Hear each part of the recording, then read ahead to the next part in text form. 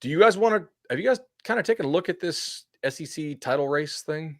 Like Texas is kind of the lock to get there, but I mean LSU could still get there, A&M could get there, Georgia obviously could get there, Vols could still get there, Bama. Like, where do you start drawing the line of teams that are definitely out? Because I like Missouri is still, I think, somewhat live to get there, as crazy as that sounds, and I don't really believe like these Arkansas odds, but I guess in theory, like if they beat LSU this weekend, then you kind of got to take them seriously, right?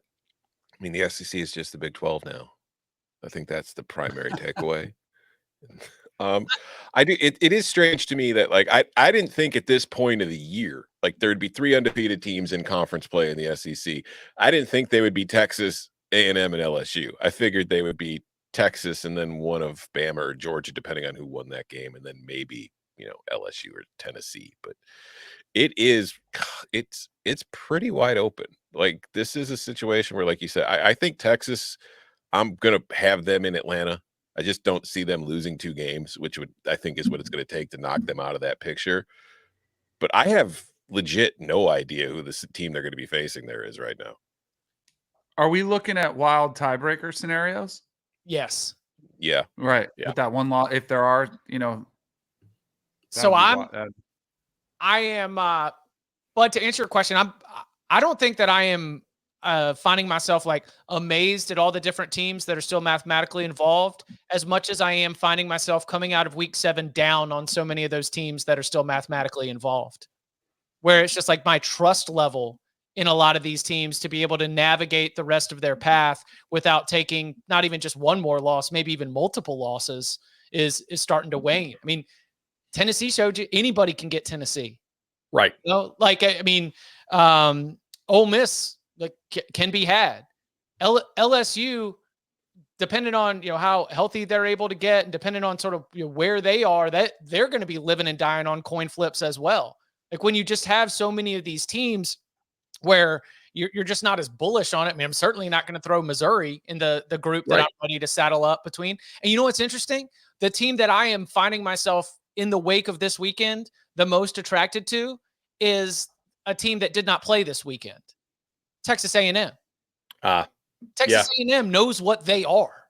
Like Texas A&M is sort of like gone through, and I think that Mike Elko could find himself in the Coach of the Year conversation by the end of this. I think Texas A&M could be in the SEC title game picture, the college football playoff picture, and it is because they are entirely confident in who they are. They're not waiting on anybody to get healthy. They've already gone through the whole, quarterback ringer and seem to come out on the other side.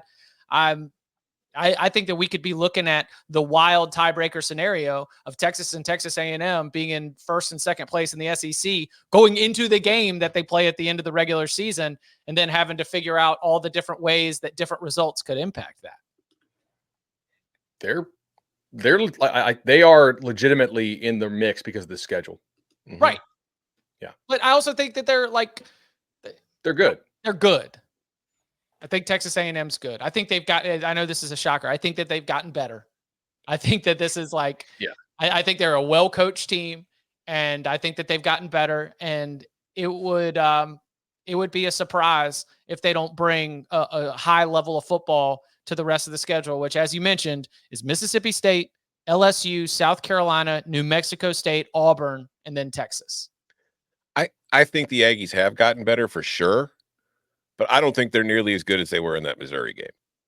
I mean, I understand that Wegman was out, but they still are a team that beat Arkansas by 4. They are a team that beat Bowling Green by 6. Like, I don't think that this is – I look at the rest of the schedule. They're going to beat Mississippi State. I don't think Mississippi State's winning a game for the rest of the season.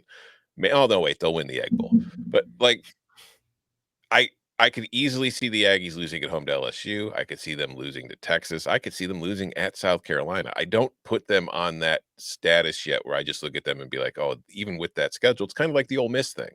Yeah, the schedule's easy, but they're also a team capable of losing some of those games. And you want to make sure that Wegman can do this again. Mm-hmm. Yeah. On the road, too. Who do you have? Coming as the other team? It really is tight. It depends what happens in that Texas-Georgia game. If Georgia wins, it'll be Texas and Georgia. Yeah. If Georgia loses, buddy, I have no idea. What do you think, Danny? Man. Vandy. Yeah. I think If I that's had to the put answer. money on one, I'd probably say Georgia. You know, but it does hinge on a lot. I still think we're going to see some more chaos. You know, like I think we're all under the assumption it's going to be a one-loss team, or I think there's going to be some of these teams will knock them off. I mean, Tennessee, Bama this week is like an elimination game. Mm-hmm. Maybe not mathematically, but it really puts it takes air out of the tires of the loser for sure.